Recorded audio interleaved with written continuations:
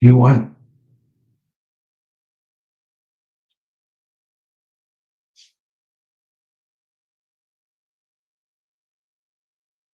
Okay. Looks like there's just two people. I'll give it a few minutes. I'm doing good today. Had a good week so far from last Tuesday. I'm busy working on my hives. Well, I'm not working on getting them all ready, which I'll go over here.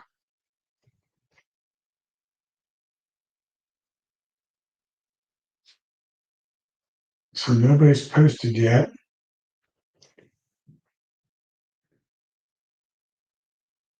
Hey, Grayson. Hey, Mike T.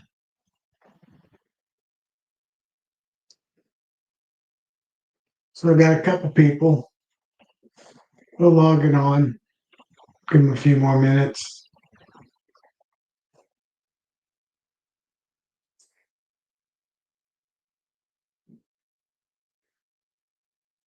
Well, yeah. I mean, anybody was on Cayman earlier today, maybe.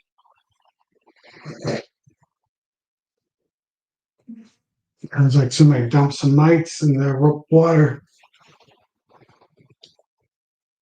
just to sell more product.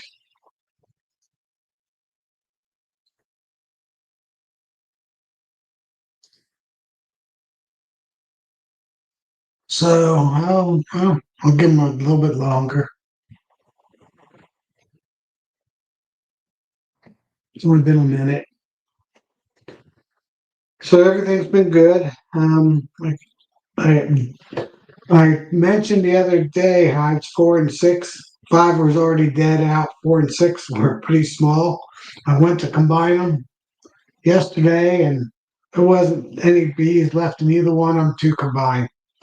So they were already died out. I knew they weren't going to make it through much longer. So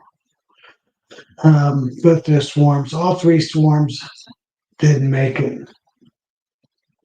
Without me, treating them with feeding them and treating them, feeding them and treating them, spending money on them. So I don't do that anymore. So that gets me down to 30 hives. And right now, hey, Collector Rick, right now, hive number 10, which was the cutout that I did back in the middle of August. Hey, Pensacola, Kentucky, Richard. Um, was a cutout, and they really didn't grow. I didn't feed them a whole lot.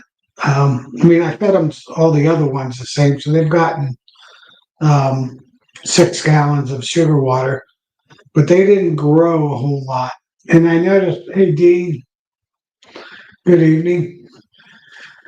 I noticed that queen wasn't a big queen. I mean, I wasn't too impressed with her when I did the cutout,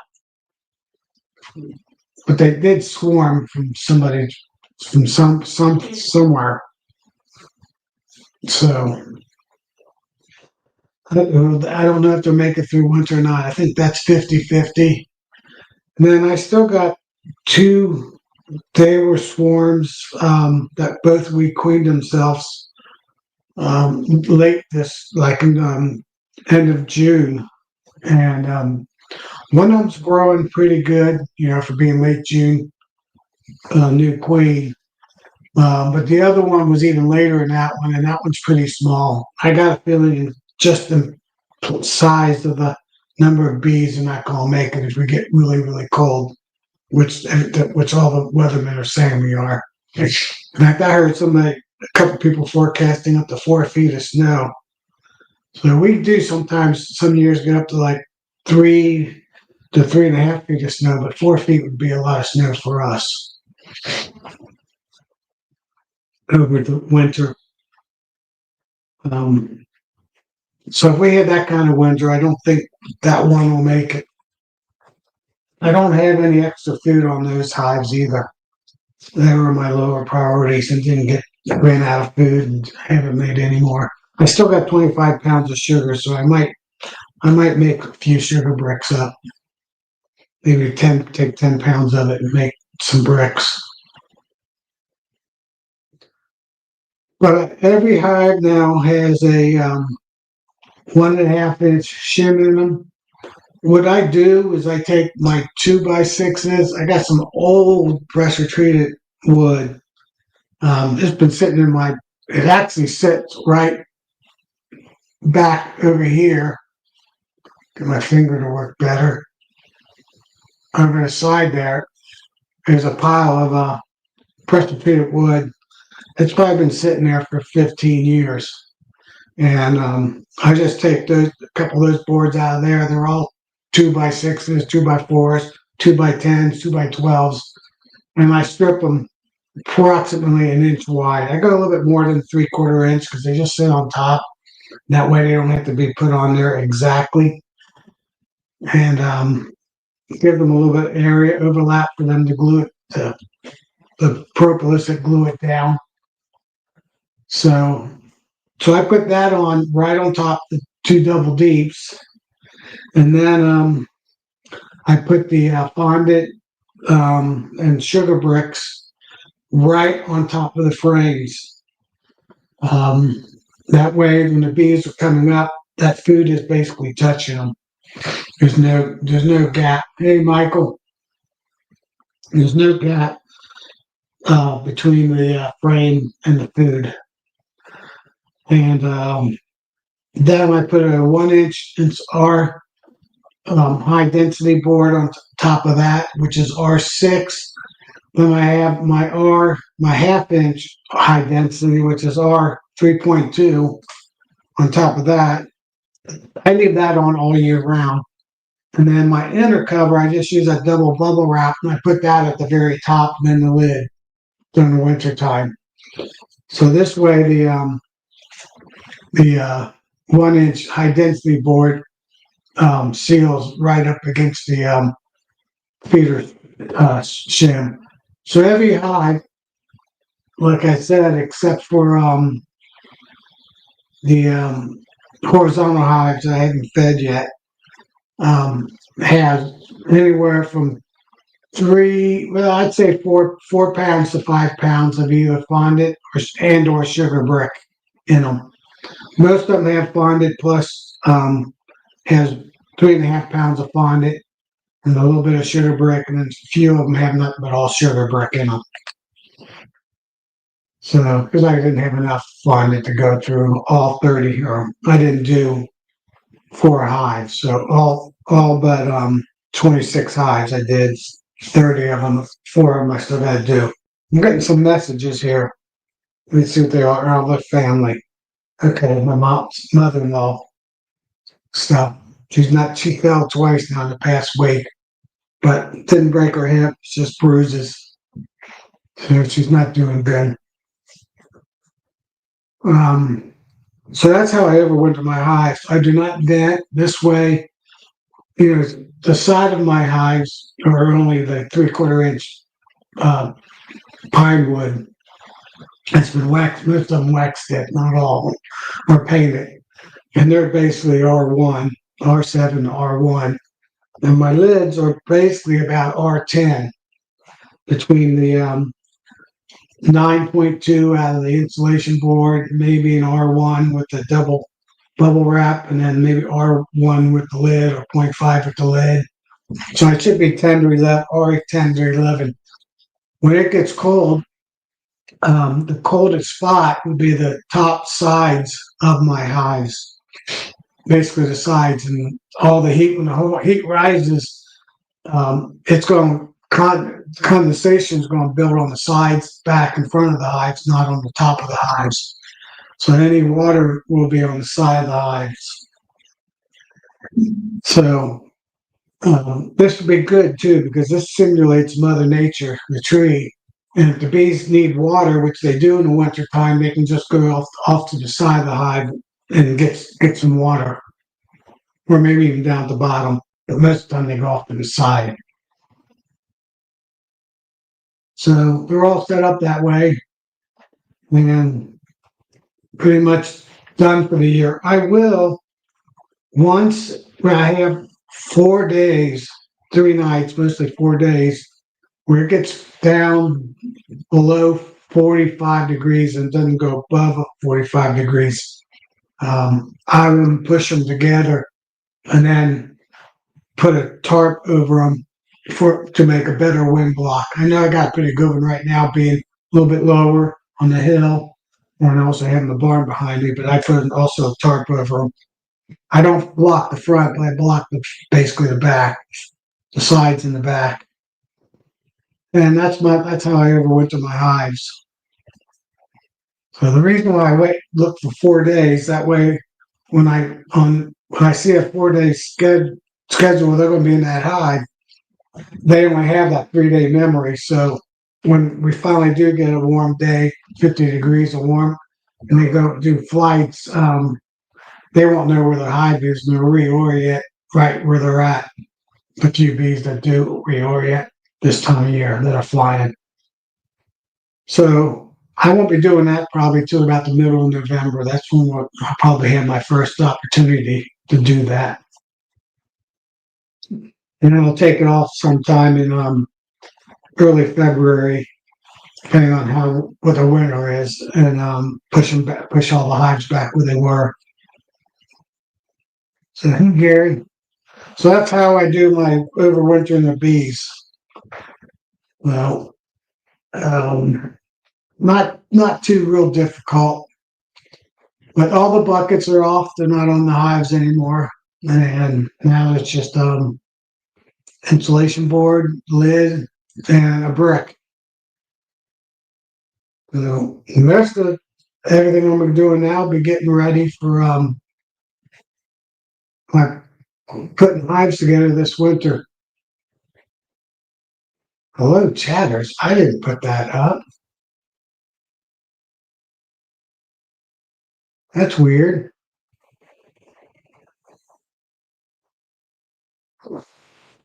I didn't type this one right here.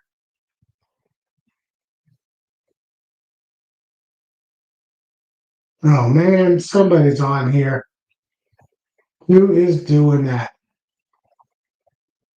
Well, that might be. Is that Nancy?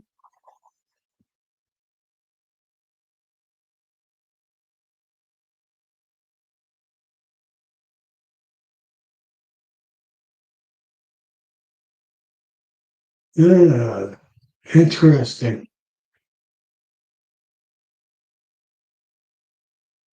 I don't.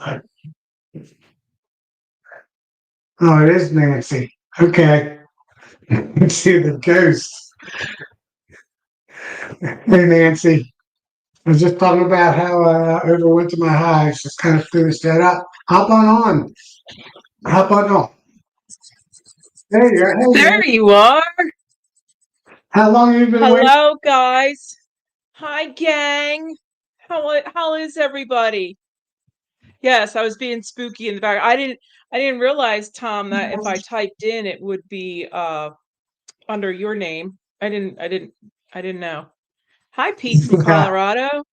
Stu. That's because I think you was a member, so I guess you come in under my Hi, name. Mike. Yeah, I don't know. I just hopped on my laptop quick because I haven't been on in weeks. Um, I am super, super busy with this. Yes, I'm ghosting. Woo! Um, I have been Brian, Flower Hey, Street, Brian. Collector Rick. I think I saw Mike too, New Hampshire Mike. Not sure. I think I saw him. So I have been super crazy busy with this event that's coming up. Down in Philly at the Wanamaker building from Thanksgiving until Christmas. So it's like a 22-day stint. And like this morning, for instance, I was on with the IRS from 7 in the morning until 9.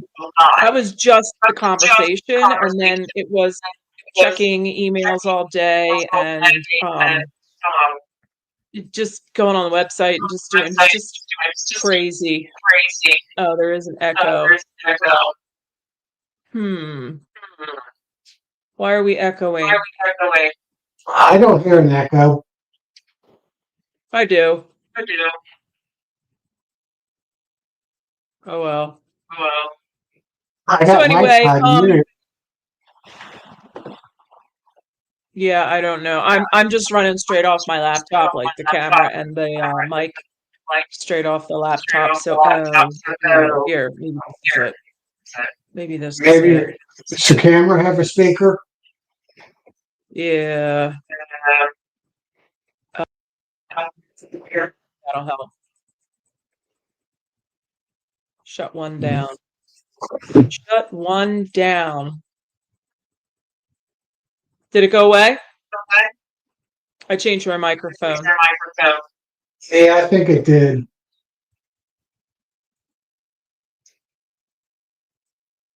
Nancy is not Tom.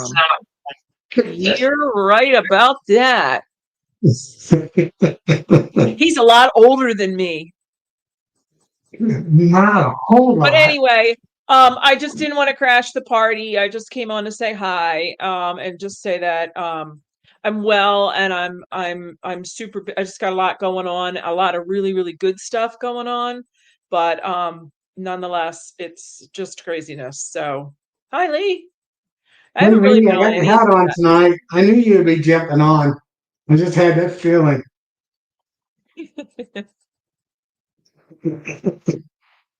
Yeah, I knows too. Now, one of this So cold anyway, front coming through is going to make it all the way down to Lee. You'll be getting it tomorrow, Nancy. what's that? It's going, well, today got up to 65, and I think now it's down to 50, and I think by tomorrow it's going to be down to mid 30s, or upper 30s, 40 degrees. The good little cold front's coming through. I'm at we're at 60 now outside. Yeah, it hasn't hit me here yet. I hope it gets cold. I'm ready. I'm very ready.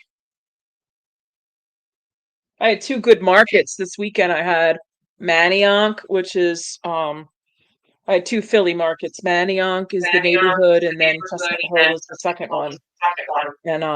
And I sold a shit ton of honey, that's for sure.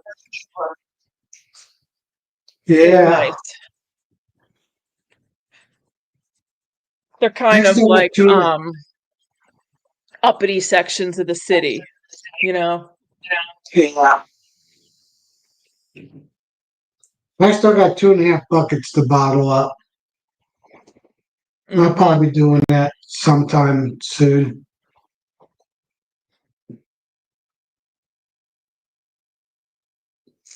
I'm down to, I think I got 60 pounds, and then I have a half a bucket that I bought from a guy in Montana, Minnesota. Gotcha. So, yeah, that's how. So I went over how I set all my hives up for wintertime. So I just finished that up. That went too fast. But it's pretty simple setup. Lee, I know I'm echoing, but we don't know why. I don't even have YouTube open. So I'm messing with the microphones and speakers and stuff on my laptop, so I don't know. Yeah. But what's Stu saying? I'm wondering if I'm going to have catastrophic. Well, Stu, why would you wonder that? Are you getting your mite treatments in? Did you feed? Did you DFM? Did you do all the precautionary tales? Precautionary stuff that we should be doing. Yeah, I'm hoping this winter we don't go up and down, up and down, up and down. You either stay relatively warm or stay relatively Actually, I'd rather have it relatively cold because they're going to fly. If they fly, they're not going to find any food. Oh, Stu. Stu's just having the typical beekeeper anxiety. Yeah, my goals are more prepared. Okay, so he's prepared. He did everything he knows to do, and all of that. Yeah, we all get that beekeeping anxiety, or we get worried. I was busy yesterday and today getting them all closed up, getting the insulation on them. The only thing I got left to do is push them together and put a cover. I put basically a big blanket over them. So Oh, just is a wind block. When I yeah. push them together, I can get them all underneath the. What it actually is an old pool liner, swimming pool liner, that I cut into strips. Mm. So it's basically rubber, but Right, it right. worked. So somebody was going to get thrown away, and I said, "You know what? I think I can use this." Oh, I do that all the time. Upcycle stuff for beekeeping. It's crazy. Wow. Hey, Yeah. Brian. Hey, Brian. Howdy, Brian. I used to. I'm not going to do it this year, but I'm next to a farmer's field, and they're cutting the corn. He cut some of it today, but I was getting bags of leaves from neighbors. A guy I know cleans his yard is spotless. I mean, he has no leaves whatsoever, and so I get these big bags of leaves from my neighbors, and I put those around as wind blocks, and then Okay. I stack them in kind of like a and then when the spring comes, I cut the bag and fold the bag out and then push the leaves. So now it's Oh, a weed barrier in the in the spring and in the summer, and it lasts pretty long, like up until robbing season starts, and then the weeds start poking through it, and I let the weeds come up around them. So but that's what I yeah. was I never doing, and I'm not going to do it I this thought year about. anymore. I have tons of leaves because my whole front yard and side yard is nothing but oak trees. And if you look in my picture, there's oak trees Mhm. all around me. So I have tons. I have so many leaves. I don't rake them. I don't blow them. All I do is mulch them. Yeah, yeah. That's what I do with my own leaves. Is mow them in. Um, Yeah.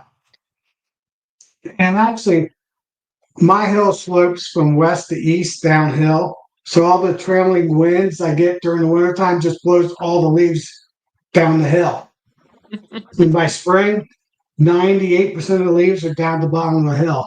Hey, So Russell. I really don't have to do anything. And they're gone. I let Mother Nature blow 'em down to my neighbor's property. But it's a Yeah, horse farm, so it's no big deal. Hey, Russell.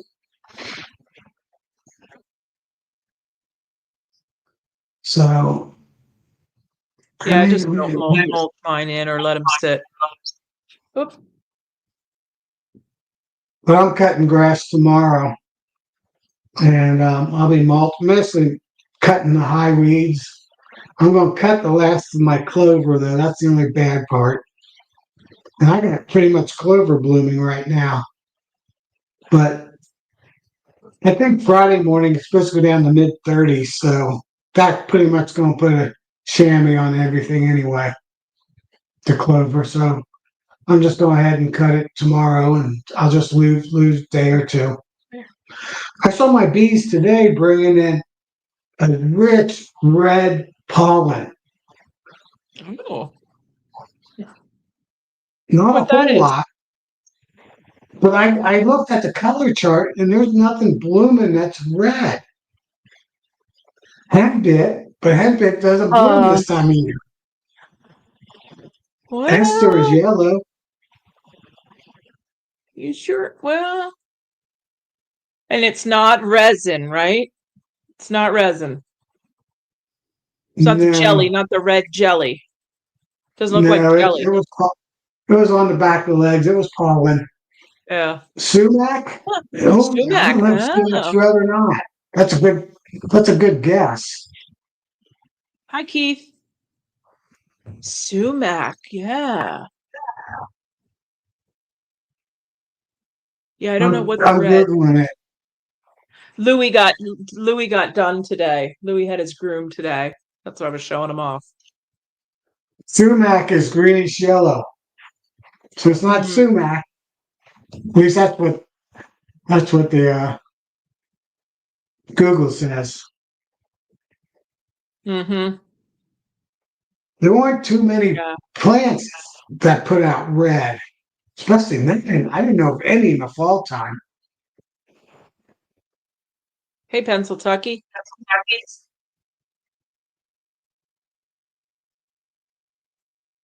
Mine are just bringing in the regular yellows and white. And then I haven't seen any pollen come in for quite a while now, but I do have one colony that still had drones. They were still entertaining the drones, so that was interesting. So that says henbit, dead nettle, rock, perzane, and lupin.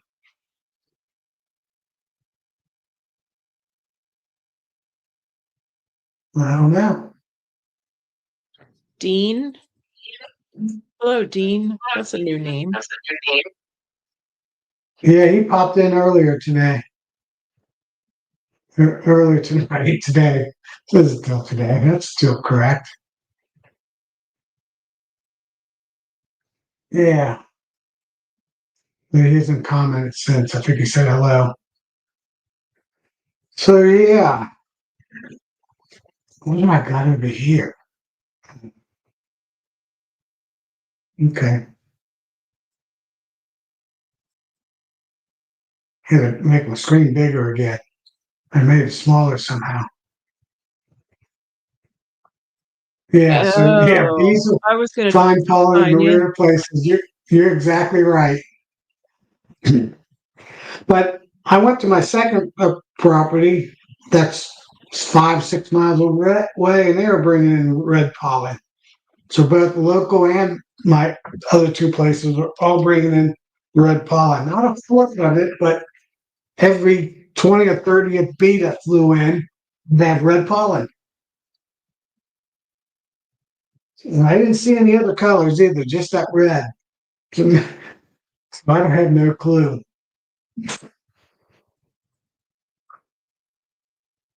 Oh no.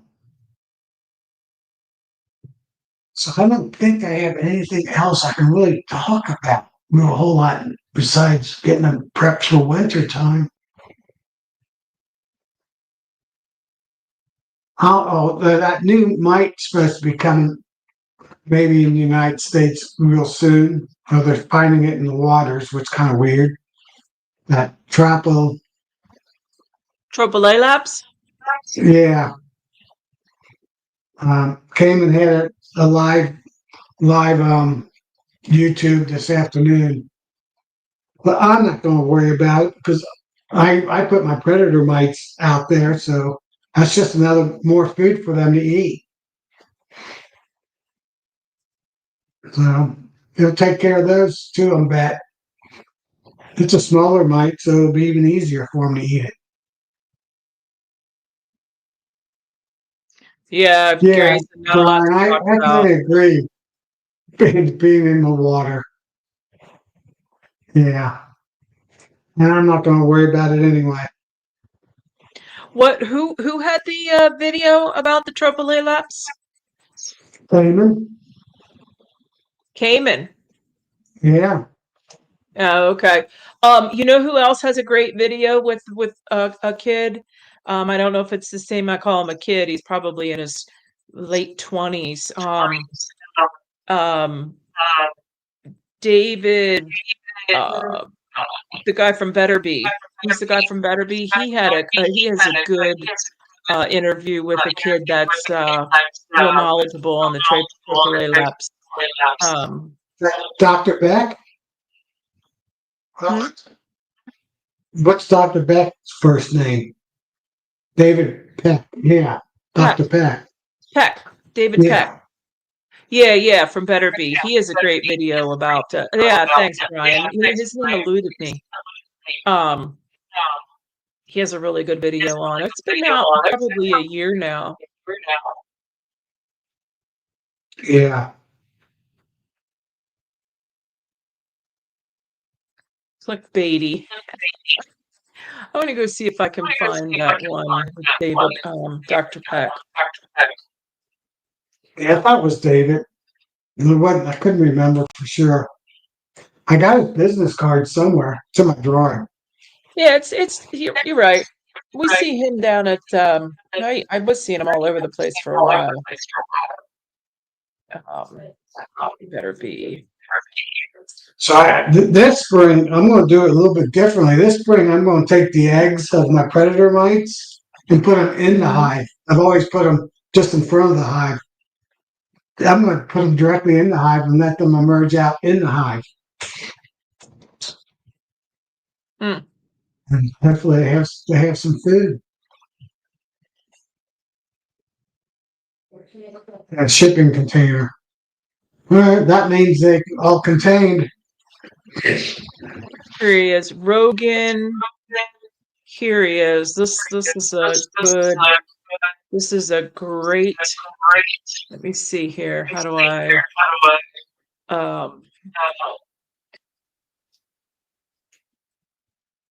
Rogan. What is the guy's name that he interviews?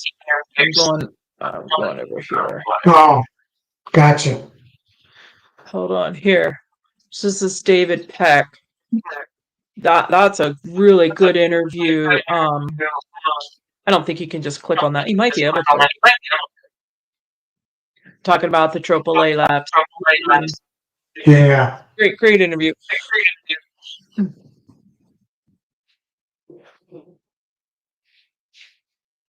Yeah, just another, hey, Bundy. I'm not going to worry about it because I think what I do works good, and it's Mother Nature taking care of Mother Nature. Can't beat Mother Nature. You try. They're saying now that some of the things that we use for regular mites are for the Tropole Labs as well. So like Formic and OA. Oh, yeah. A couple things Yeah, for because those treatments kill everything. Almost. Pretty, especially Formic. That's pretty harsh treatment.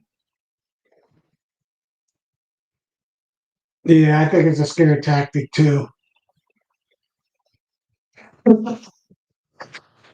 I agree with you, Brian. But like I said, I'll just buy more predator mites and double up my dosage so that I have a lot of hungry predator mites to eat all the other mites. CSB is that Colorado? It's Colorado State, I guess, with Brian. Yeah. Scare tactic. Well, I don't know, Brian. Castle hives. It is what it is. I mean, they do exist. It does exist. Yeah, but Tropolalax do exist. Sammy Ramsey's been studying them now for years. But if the United States did nothing about the royal mite, it would have only lasted not even 5 years, and then there would have been the resistant hives already being propagated, and everybody had been happy. In 7 years, everybody would have been happy having mite-resistant hives. We've been better off, just like they did in South Africa and other places. Let Mother Nature do its thing. Well, we'll just watch the commercial guys. They crash again and they do more experiments. They'll figure it out. Yeah, I don't worry about anything anyway. I'm not a warrior. Well, Tropole Labs is much smaller. They are in the trachea. So trachea mites, right?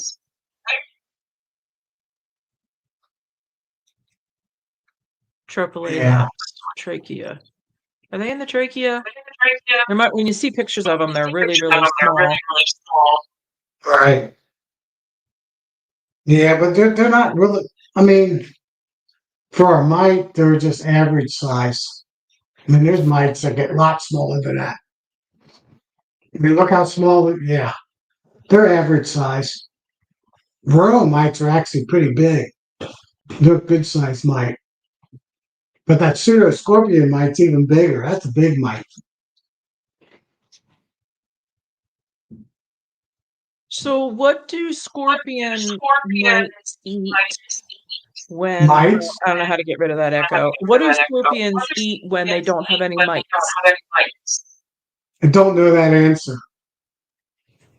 But hives have mites. Well, there's always a few mites in a hive, so that they got some food.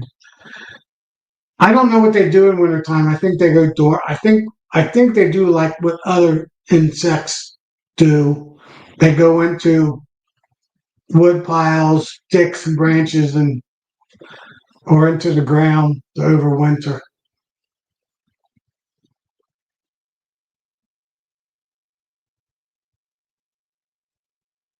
86 hives that need treated.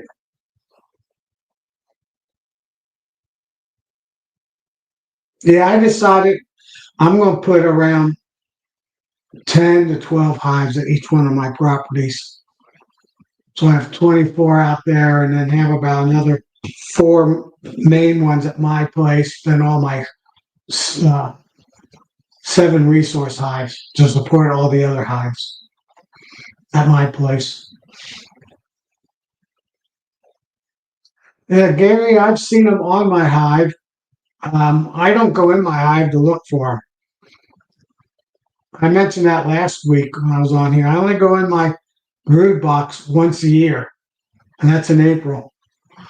And that's it. I haven't been into. I won't be into that brood box until next April. And I think he's saying a you'd real be shocked. scorpion.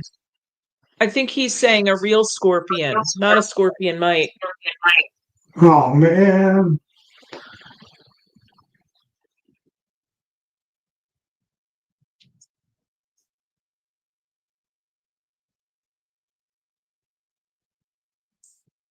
Yeah.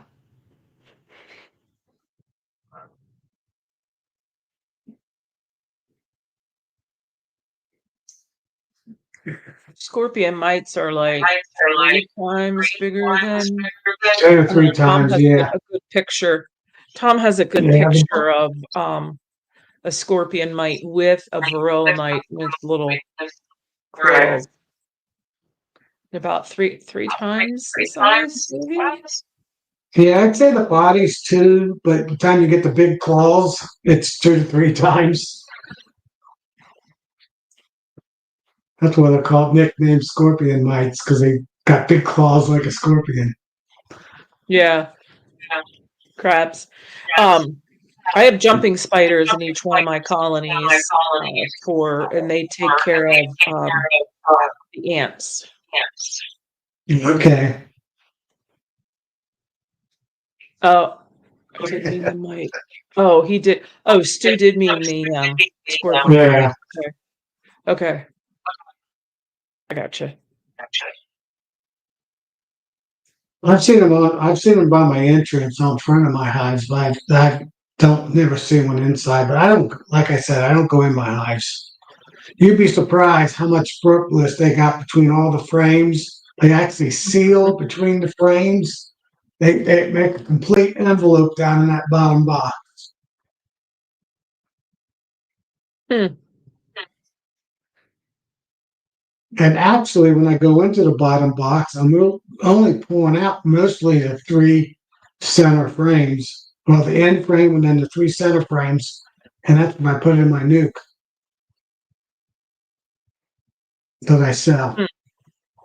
So the second and third and the eighth and ninth frames, I don't even pull out. Yeah, small hive beetles. I actually, when I pop my lids, I had to take my double bubble wrap on. Most of the small hive beetles in my hives were dead, or they were moving really, really slow. And there won't be any. It's been too cold already. The small hive beetles are done. The most of the bumblebees and bald-faced hornets are done. You might see one or two, but the cold weather's got them done already. And I believe by Friday morning, the yellow jackets will be pretty much at least 50, 70% wiped out. because it's supposed to go down to 34 degrees. So Oh, that'll really? I Friday didn't know morning that. for us. So would that be a hard frost? Is that the hard Yeah, frost that we usually get yeah, like November 2nd-ish? I mean, so that's our hard frost then when it gets down a certain I forget the rules of a hard frost, but yeah, that'll wipe out yeah. most of the yellow jackets here in PA. So I'm thinking by Saturday, all that stuff will be pretty much gone. Thank goodness. Give them a break. I had some yellow jackets going all the way in and staying in the colonies this morning because it was cold. They were still clustered up and they were Right. getting in and out. It Yeah, was that happens in the discouraging to morning. see. Yeah, Rick, buy the dip, $48 today. I'm gonna see what it does tomorrow morning. I might buy some more. Anything else new on here? I can close up some of these. I never did find out what the red pollen is Hmm. that the bees are bringing in. There should be some hen bits floating somewhere. Who knows? I know that's red. I always wanted to get one of those pollen posters, with all the pretty colors. Yeah, I looked it up earlier today. There wasn't any fall plants, flowers. I had red pollen. So No, I can Rick, guess this. I'm not stacking honey. I'm selling honey. I sell a lot of honey this time of year. Between now and Christmas, I will sell a lot. Yeah. Squirrel hunt. Huh. Thanks, Grayson, and good night to you. Good night, Grayson. Yeah, I miss Squirrel. his chats that he has on occasionally. There's too many of them. I can't go to all of them. I saw some of Oh, you I know. diehards today. Yeah, I've been checked out for a while. I'll check out again for I won't be on any of the chats for another probably. Well, once Thanksgiving starts, you won't see me In from fact, home. I think next Tuesday I'm going to not get on. I'm going to wait till the 4th of November. Then I'll have pictures of my hives. Well, they won't. I don't think we'll have that cold spell yet. I looked in the long um, forecast, and there was a week in early to mid November that showed us getting pretty cold. Hey, Mark Midler. Marky Mark, Mark sent let you me a go get my text. phone. I don't have my phone with me. I don't know where it is. I can call it.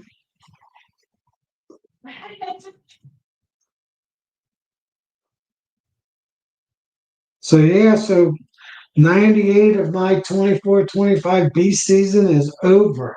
Basically, it is over.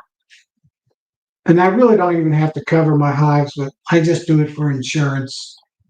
And I'll be moving a few hives closer. I have to pour out my covers and see how many I can reach without pushing them all together, without pushing some together, I should say. No. My property number 3, I'll probably be moving them the most. And I usually do them in groups about 8 to 10. So I cover up that many at a time. Well, that way just slide a few all to center. And then the next group move them to center. And I'm only moving them a foot or two. So less work if possible. I need to get bigger tarps, so I just cover up the whole thing. Maybe I'll tape some of those pool covers together. Those pool covers though are probably 20 feet long, so I might be able to get pretty far. Two of them might cover my whole row here behind me on my background. So I might not have to move any of those. See how far it stretches. You know, Nancy's not back yet. She can't find her phone. Maybe I need to call it.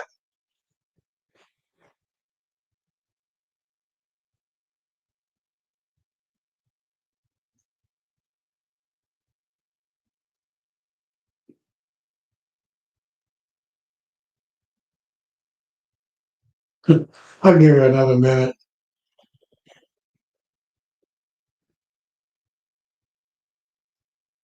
I could call her.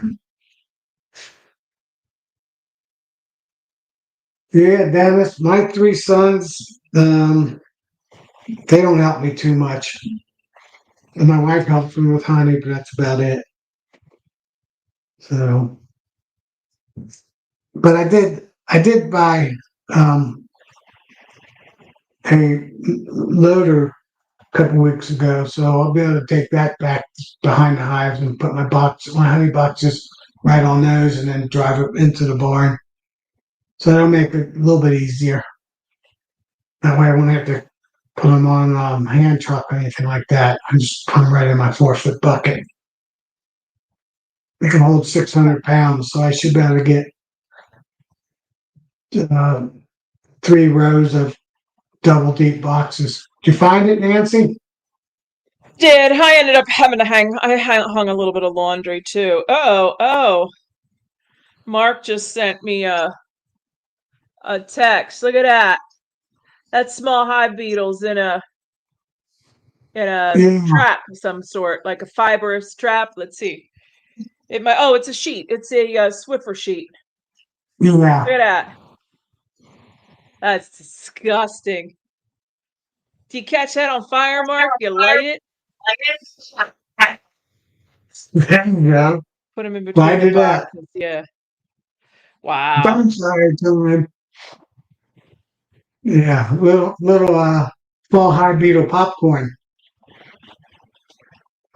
I had a slime out early on in my yard. First time I've ever had one. That was early on, and like I don't remember, was that August? And then I had the colonies I take care of down at Pharma Johnson and Johnson. They had two of the 10 frames slimed out, and I just crammed everything that was left. I put them in a 5 frame, and I just left them go. I didn't treat them, haven't fed them, haven't done anything to them. And I stopped by Saturday night on my way up from the city, and they had bees. Couldn't believe it. I had one hive, since I had to pull my inner bubble wrap inner cover off all my hives to set them up for winter. I had one hive that probably had about 20 small hive beetles, but half of them were dead, and the other half were so small that I was able to smash them all with my finger or my hive tool. So, but most of my hives didn't have any, and I'd say 3 or 4 of them might have had 3 or 4 in each box. Just one hive. And I didn't document what hive that was that had them. So I forgot I can click on. I hope you're not eating purple-eyed drones. Your colonies need them much more than you do. yeah. Yeah, Stu's up in I think Stu's up in West Virginia. Hi, up here somewhere.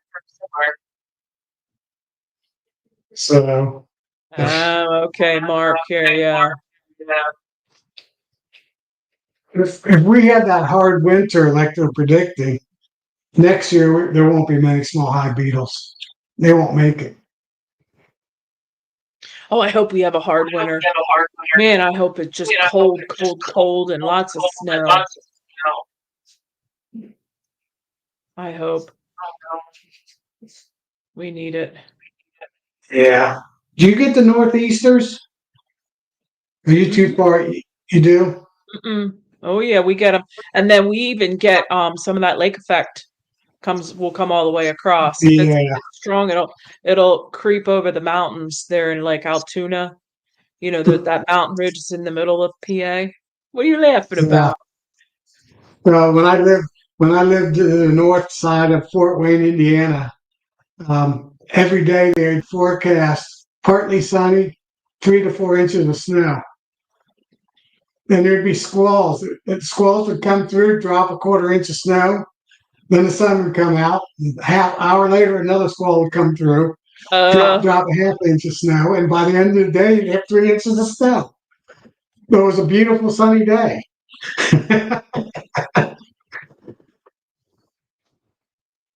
So winter time, so it got really cold. Then the lakes would start freezing, and that didn't happen. yeah, we get it comes from Canada across the lakes and then comes over to us. Yeah, And then sometimes I'm right where it comes up from the south. So sometimes it'll just sit like it'll sit right there and just snow and snow and snow, and other times it'll push it up into New England. yeah, Rick. I think that's why my small high beetle's been low too, because it's been pretty dry. But we got rain the other day, inch and a half to inch and 3/4. So every 2 weeks we've been getting this inch and a half to 2 inches of rain. So we've been keeping everything just about perfect. It's dry, and we get a good rain. Well, I think that's all changing now because I saw the next 2 weeks. There's pretty a third of the days it's supposed to rain. That's pretty typical this time of year. It gets wet. When it's squirrel season, when it's hunting season, it's wet, rains. I want to see what I haven't looked at a 10-day in a while. Oh, tonight 65. Oh, and 80% rain tomorrow. Tom, you're right. It is coming my way. And Yeah, then we got down the into rain the mid just 50s. at dinner time. Yeah, I'm staying in the mid 50s. I'm not getting. Oh wait, no. Yeah, I'm 37. Sorry. It was a little daytime. Oh On yeah, Sunday it is. morning, Sunday 39, 37. My low in the next 10 days, 37 is the lowest I'm gonna get, which I won't get that low. I won't get that low. 40s. Huh.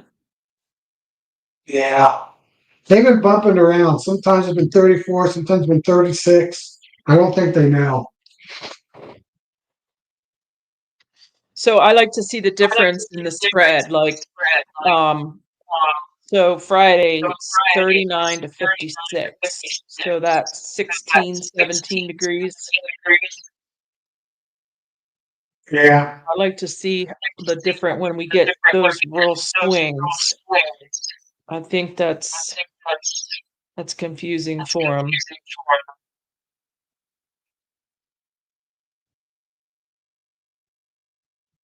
Yeah. 34. Yeah, Friday morning 34, Saturday's 36. Wow. Then Saturday's Yeah, is 45. that coming down from Canada, Tom? Do you think Yeah, that comes? that comes from Canada. It's so flat up in Minnesota, Indiana, and most of Ohio, so there's nothing to stop it until it gets to our hilly area. So yeah, there's nothing to stop it. So we get really really cold, and we sometimes get really really warm in the winter time. Just because it all depends. It's a Canadian. If it comes out, we call them Alberta Clippers. They just come right out of the Mm-hmm. mid central part of Canada, right across all that flat land, and there's nothing to stop it. And it's you get up north of Indianapolis, and you get north of 275 in Cincinnati, and it's flat. It's flat, flat, flat. So you get to my side of town, and Louis, then what are you it's doing? hilly, hilly, hilly. Mark knows how hilly and steep and winding the streets are.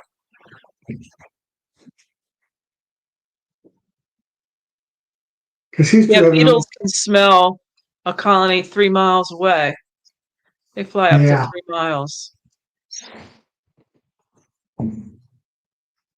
My, but the good, yeah, since I don't get in my hives to treat them like everybody else does, they put those beetles up in my double bubble wrap and propolis them in. When I pull that cover off once, like now or in April, they're dead. The small hive beetles are dead. Mm-hmm. So that's how I get rid of them. Not going into hives.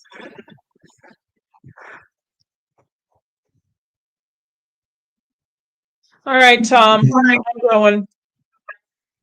I had a Yeah, long day. thanks Like for I said, hopping on. I was on with the IRS at 7 this morning. So, all right, kids. I'm around. Have a good winter.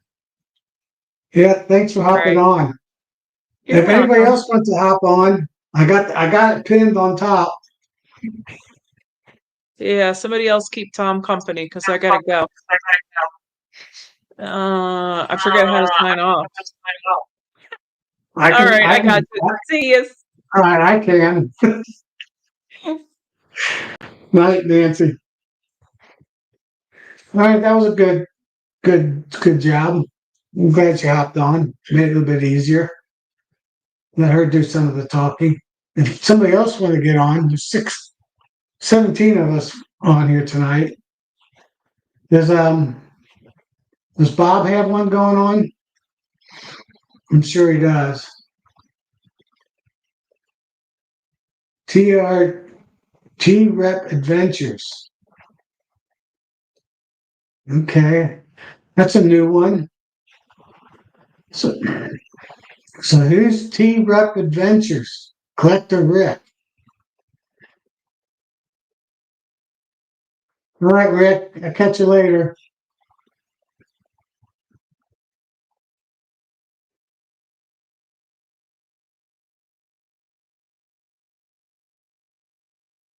Yeah, Gary, now we can talk about it. But yeah, I think I'm going to skip next week. So you can go on Bob's. He gets all the Canadians. Brad, James, Ian. Sometimes I've never called them to get them to get on. I don't need to do that. No, no, I keep it simple. So yeah, so I got 30 hives. That's the most I've ever had going into winter time is 30 of them, and that's only because I was able to because I'm retired. Nice, that's better than mine at least. So there was a pretty big delay today with YouTube. I think it's a good 5 minutes. Well, maybe I'm behind. Oh, that's what it is. I don't know how that happened. All right. So setting the first box. All right, you must be down the south or down in south down in Australia. Hey, B nuts, honey, Chris. Glad you could make it. So yeah, so one of my mentor, if you want to call him, he's my friend actually, mentor friend. He told me a few years ago that your honey store, your overwinter food that you put on them. I'm in Washington, the state of Washington,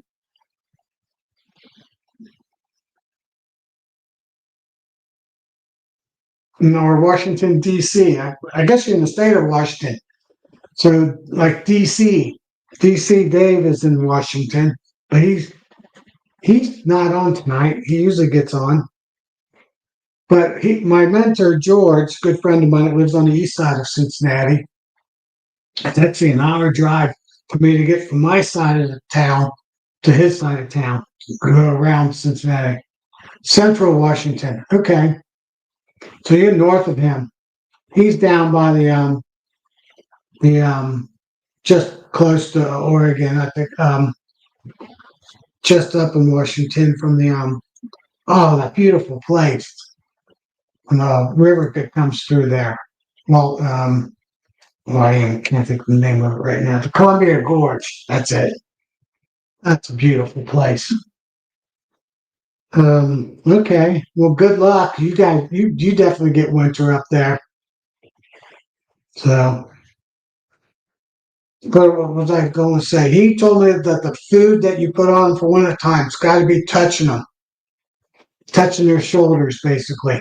So when they come up through your deep box or your shallow box that you have that's full of honey, that they go right into your sugar brick, fondant, mountain camp, however you feed them. Um, so they basically just keep on going up into your food, and that's usually for me.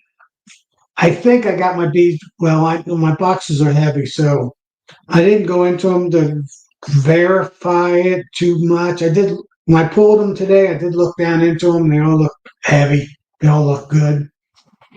Um, I'll check and see where the bees were, so I put the food on top of them.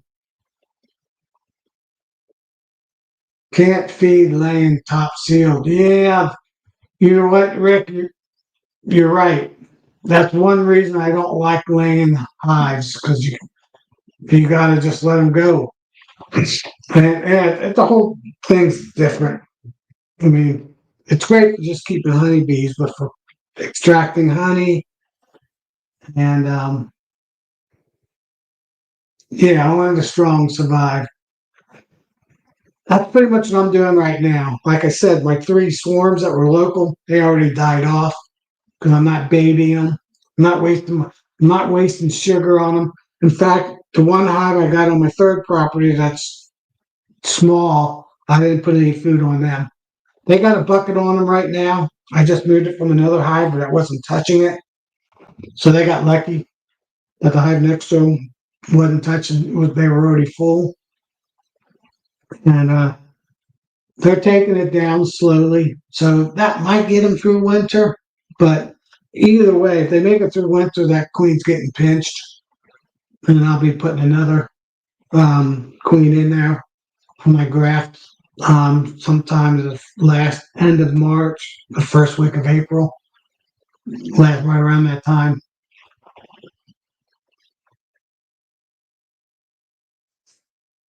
Yeah, that's another reason, Rick.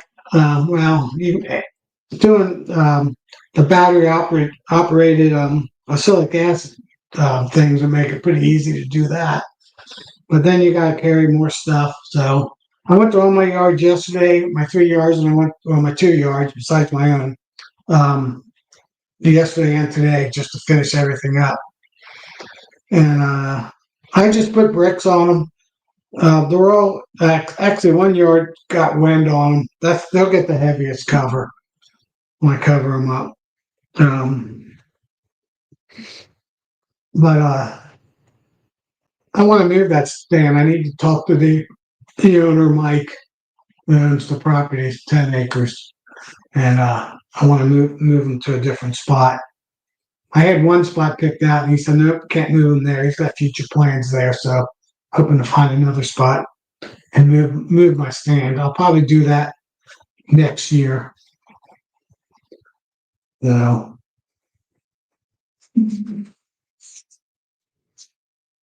that's my game plan. Oh, I got my truck, my Toyota truck with my travel. I beat the heck out of it with bee stuff in it. So it worked pretty good. My third property, I can back up right to the hives on a gravel road that goes back to the barn. So 77,000 miles, that's too far. You don't need to spread them that far apart. 3 miles. I was just kidding. I can back up right to them. So right now I got 7 hives or six hives and the 7th one maybe. if they make it. So 6 out good, 7's weak. Hive number 22, it is. Was a weak hive. I can probably put close to 12 to 13 hives, keeping the current spacing of 32 inches between entrances. But like I'm set right now, if I go down a little bit closer, then I could put probably 14 hives on it. But I think I only want to put 12 hives on it. So that one will get 12. Then my other one, I'm going to build that stand, move it and build it better and put 10 hives there. So that'll be 22 of my hives. Right now, I'm only allowed to have 4 hives on my 3 acres in the state of Ohio. I need 5 acres. And I haven't heard from my neighbor below me, Kevin, that has his property. He's got 2.16 acres with no house on it. It used to be a farm. It's on the side of a hill. That's below my hill. So our lands, connect to each other. And his house is on 0.66 acres. So I'm trying to buy the whole, basically 2.75 acres, or 2.2 and 3/4 acres. So, hey, Mike from Minnesota. What's our temp on a cold day? We get anywhere from 0 to 20 below on our cold, usually the 3rd week of January. It'll be below 0. Typically 10 to 15, 10 to 14 below, 8 to 10, 14 below. And usually the 2nd, 3rd, 4th, and the 1st week of February, it's cold. That's when we have our below 0. We might go for 2 weeks where it never goes above 32. A week, 10 days. We had that last year. Most years we have something similar to that. So yeah, Mike, we get some of your cold air.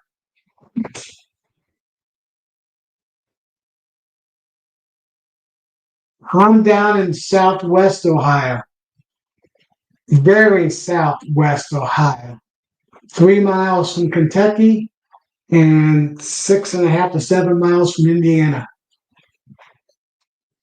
So I can drive in 15 to 20 minutes, depending on lights, be in 3 states and cross 3 rivers. 3 rivers. Well, a 15-minute, 20-minute drive.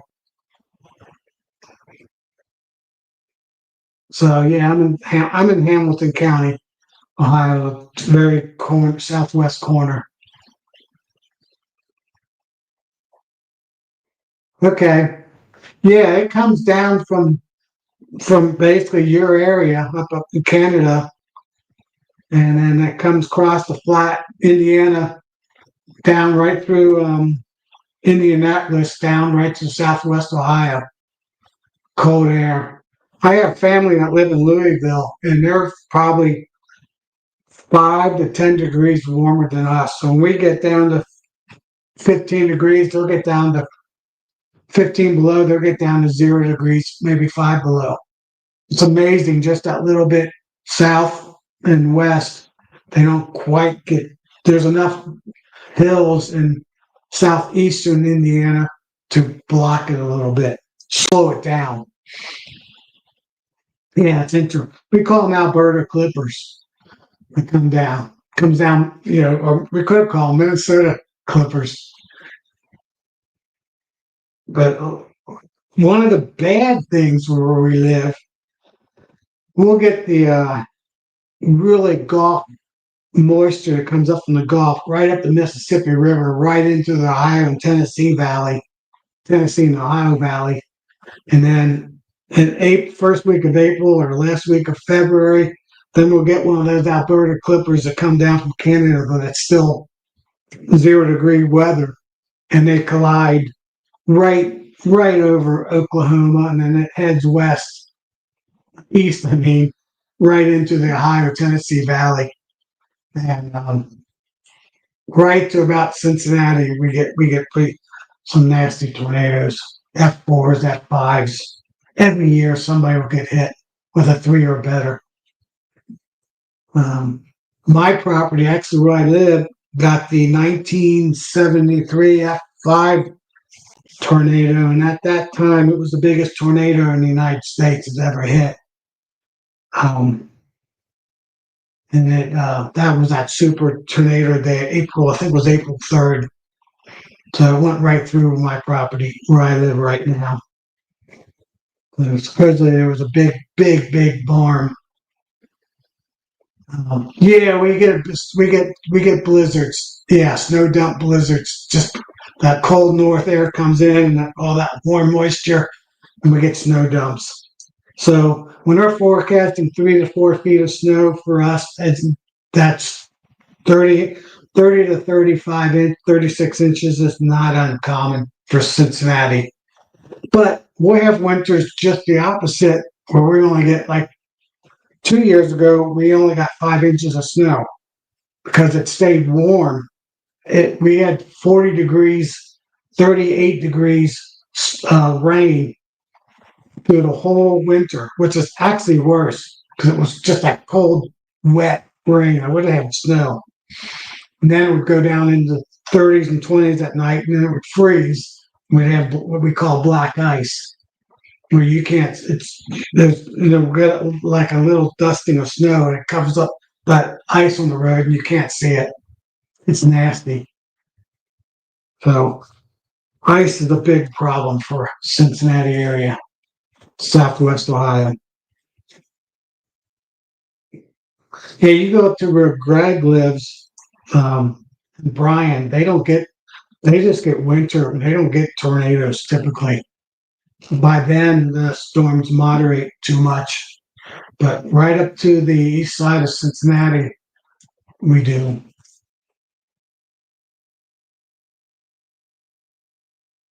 Yeah, power line problems. Yeah, same thing, Mike. Yeah, I think we're gonna get the same similar weather. I think there's supposed to be a lot of cold fronts that's supposed to be coming down this year.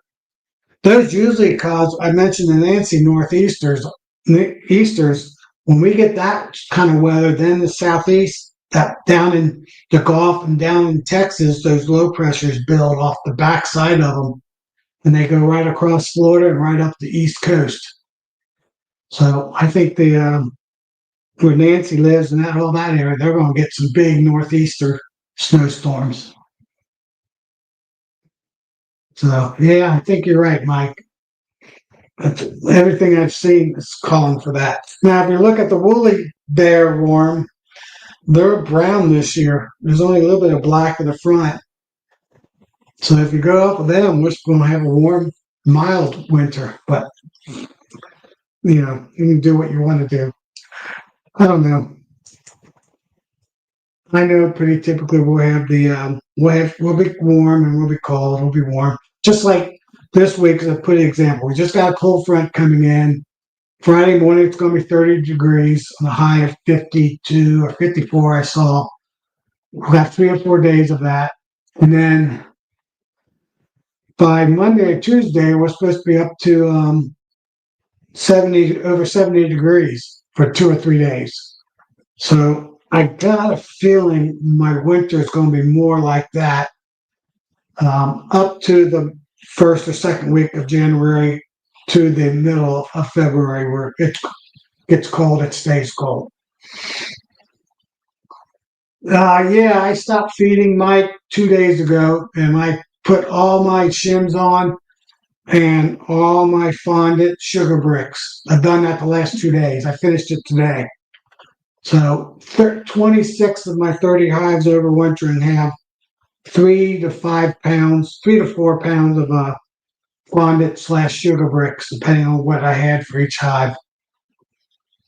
I got 4 hives that are in my horizontal hives that I need to. I don't even have shims built for them, so I need to build shims and put some sugar bricks on them. I'd have to make some more up, so I don't know if I'm going to feed them or not. I mean, put any winter feed on them. I just let them go. I didn't pull honey from them, so they should have honey. I think one of them I pulled a couple frames and that was it. You know,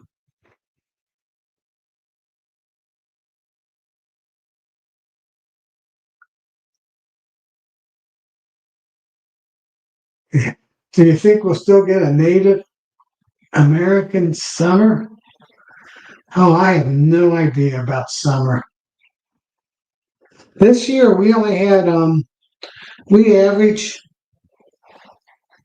30, let's say 33 days in the 90s. And this summer we only got 14 or 17. So we only got a two-thirds or half. We only got half of the, oh yeah, Indian summer. Um, no, I don't think we will. It stayed warm too late before we got our first.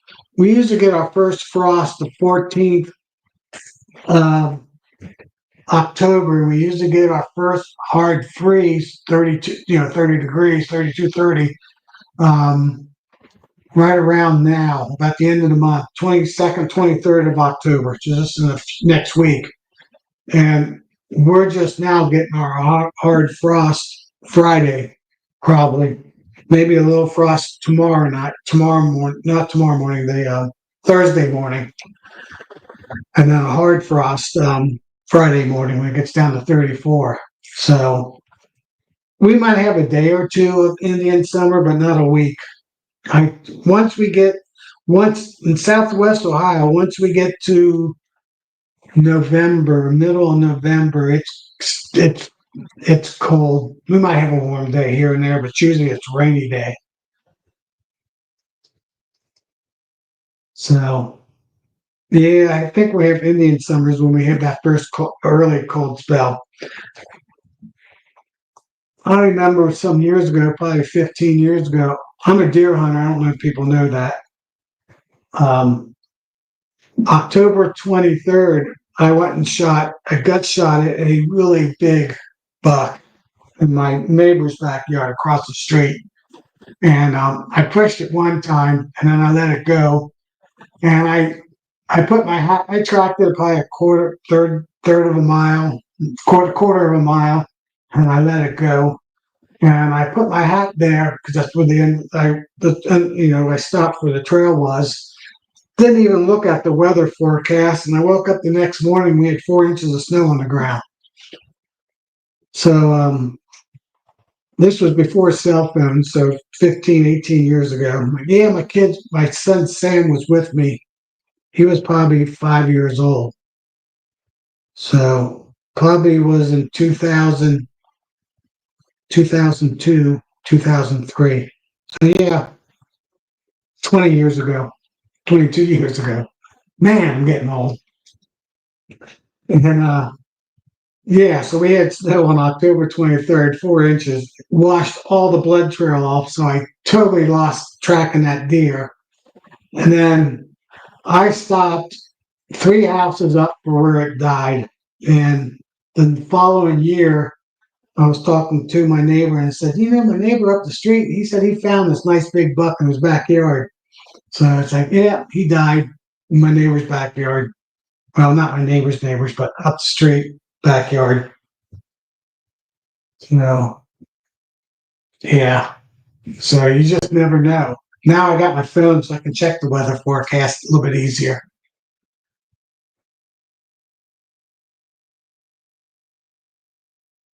Yeah, we still have those um, turkey vultures out during deer season, so we just wait for them to be circling, or the crows calling a lot.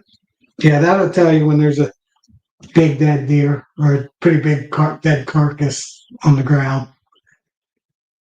So my brother's got a 88-acre farm about an hour drive west of me in Indiana, and since I used to live up in Fort Wayne, Indiana, back in 85, 86, I bought a lifetime license, Indiana lifetime license. So I hunt a lot on his property.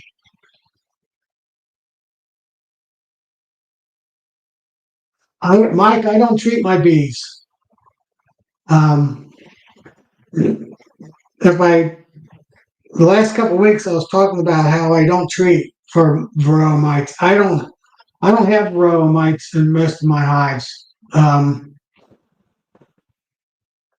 there are good enough queen breeders out there now that have good genetics that the bees take care of their mites. We mentioned Dr. Beck earlier today in this on this, what Nancy brought up. He did a study on Bob Beanie's property just this year, and they were studying the varroa, the Vaxan strips, the varroa silic acid strips, his strips, the Vaxan strips, the Canadian strips. I don't remember their name, and then Bob Beanie had his own strips that had the most acylic acid in them. And what he found out, Bob had 12 different genetics of bees, eight or nine. And all this, well, the Roxanne strips didn't do any good at all. They didn't have enough oxalic acid in them. The Canadian strips, they had 12 grams, and Bob's that had 13 to 14. I think he said the average was 13.5 or 13.7 grams of oxalic acid in them. Those helped the hives a little bit, kept them maintain them the same amount of mites, but they found out his best queens that he bought from breeders had the best lowest mite counts. So it wasn't the treatment that was taking care of the mites; it was the genetics of the bees that were taking care of the mites. And that's what the last his two videos, 1 and 2, part 1 and part 2, talked about. And then they actually showed what genetics, what proline bees that he got from Baton Rouge, from the USDA bee lab. Actually, the daughters from those queens did the best. They averaged 1.20 to 1.2 mites, and I mite wash. A lot of zeros. And I've been working the last 4 years buying different VHS queens from different breeders and buying Russian queens and getting swarms from the Amish that don't treat at all. And my genetics, yeah, the Poline Caucasian mix, his own breeding program, those were the best mites for mite resistant. That was a really good video content that Bob put out. And I've been kind of doing that same thing myself with my own bees, and I pretty much proved it this year. I had all my hives that I'm overwintering right now are my queens or VHS queens that I bought from Corey Stevens this spring, and I grafted off of them. Or the Amish hive I got off my brother last year, I grafted off of that one because it overwintered really, really well. And 3 of my hives, 4, 5, and 6, were swarms from the locals that I caught to the west side of Cincinnati. And all 3 of those are dead right now. So they did not have good genetics in them at all. And last 2 or 3 years, I have 4 or 5 beekeepers that's all within a mile of me, mile and a half of me. And I give them 3 queens every year, virgin queens.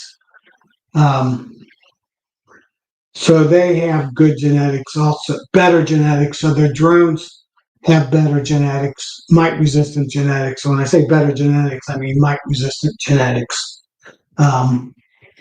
So I don't need. I did 4.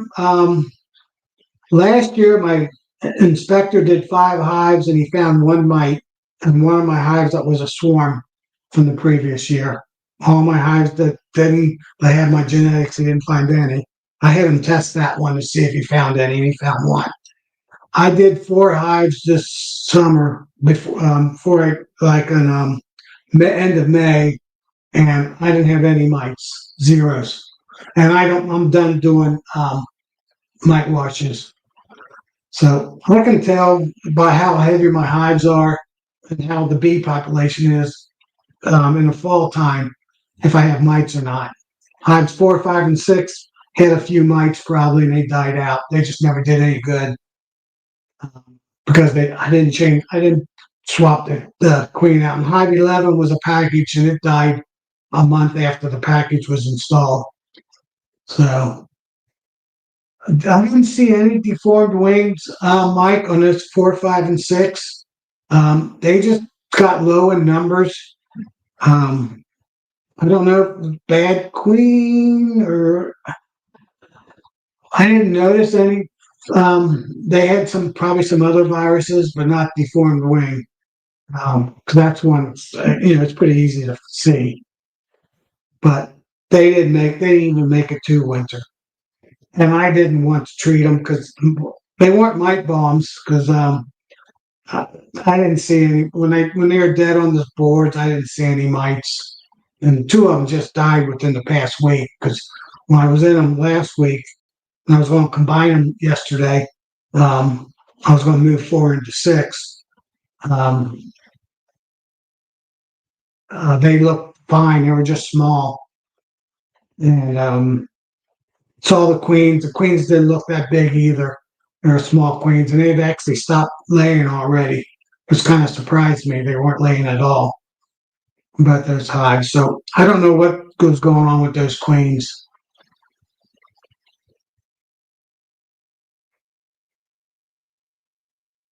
Yeah, that's an easy one to look for. So I didn't see it, but there might have been other viruses in there. I don't know. But I think mite bombs is a false word that Randy Oliver started. And these hives just die off. So there's not even brood in the hive to have mite bombs because when I got them in swarms, they just didn't grow. And I feed them 1 gallon, a swarm, 1 gallon at the very beginning, and that's it. Then I let them go to be a hive. I learned a few years ago that I don't baby my hives anymore. I mean, if the hive's weak, I let them go. I don't want weak genetic queens on my property. So, all right, James, go watch Bob. I'm going to wrap this up pretty soon. It'll be an hour and a half in a few minutes. So yeah, so I have 26, 27 strong hives going into winter this year. Good weight. Um, the two of them in my big horizontal hives, I can't check for weight because they're out my big horizontal hive. But two of my hives in the horizontal hives are big. Two of them are small. So good. Oh, good. Yeah. So those two are probably not going to make it. The one over on my third property is not going to make it. Probably not going to make it. That's 3. And hive number 10, which was a swarm that a cutout that I did. The queen wasn't very big. Didn't I should have replaced her, but I didn't. And I don't think they're going to make it. So I can pretty much tell you what 4 hives are not going to make it. I don't think I'll lose any other hive besides that. Maybe 1 or 2, but that'd be it. All the other hives are good numbers. Oh, I got a hive number. No, 4, 5, and 6 are dead. 7 and 8 are young. Those are summer solstice queens I put in. They're good. The weight's good on them. They're not just super big hives yet because they're new hives from this summer. So they'll be fine. So yeah, so I'm not expecting to lose any just those 4 hives. I'll do in 1st of March when I graft. I'll be in my all my hives checking them. At least I'll be taking the winters off of them and all that. And I can tell you, I'll do a list 1 through 30 of my hives and who made it and who didn't make it. 8 of them were in my 6x6 summer solstice queens. Um, they're going to be they're a little bit on the smaller side, but they're all for all 4 to 6 frames of bees. So, and I fed 2 to 3 gallons of sugar water to them. So that should be enough to fill up 3 or 4 of their frames, plus the little bit of flow we had this year, fall flow. So they're all pretty good too. I haven't checked the weights on them, but I checked their populations and they're good. Just yesterday. The only one was a little bit small, and that was the last queen. That queen didn't get in there till almost the 1st of September, last end of August, and they're at 4 frames, so they're the smallest one. And but they got 4 frames of honey above them. Plus, I got another 2.5 pounds of fondant on top of them, so they should be fine.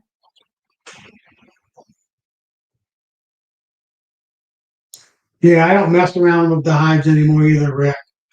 Been 3 years now. And I don't get in my hives, like I said. I'm more traditionalist now. I get them in April, and that's it. Get them going first, the second week of April. Second week of April, I get in them, and I let them go. You'll be surprised that brood box how sealed up it is. I cracked a couple. I cracked 2 of them. Yes, yesterday it was 67 degrees, 68 degrees, 68, 7 degrees, and they were sealed. They were sealed up pretty good. Just little holes going up through the propolis to get to the honey. So everything looking good. All right, guys. I only got 10 watching. I'm gonna call it. I'm gonna call it and hop over and see what Bob's doing. Oh, funny thing, I'll tell you that. On Facebook, he discovered AI, so he's posting every 5 minutes him doing AI pictures, and I said I had enough of that, so I blocked him for 30 days. I said, why is he doing all that crap? Just AI graphics. I don't know, sound like a little kid. So good night, everybody, and have a great week. And I'm going to skip next week. I'll see you on the 4th of November. See you then.